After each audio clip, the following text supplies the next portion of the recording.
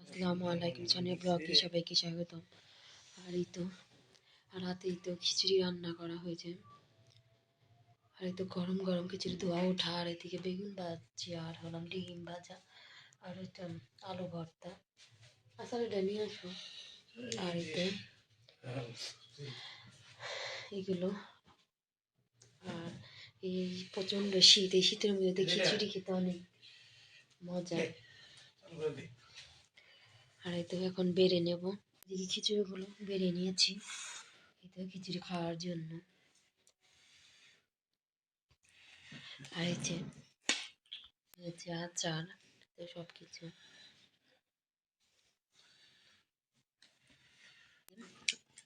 বেগুন ভাজা নিয়েছি, আর আমার এই গোল বেগুন ভাজা অনেক ভালো লাগে।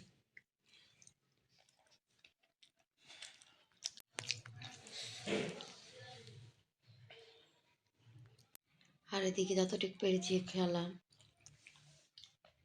এদিকে সব কিছুই রয়েছে, সব কিছুই খাওয়া হয়নি, অল্প অল্প করেই খাওয়া হয়েছে।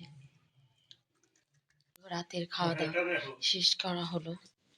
আর এই ঠান্ডা, প্রচন্ড ঠান্ডা, বাহিরে তো অনেক বাতাস।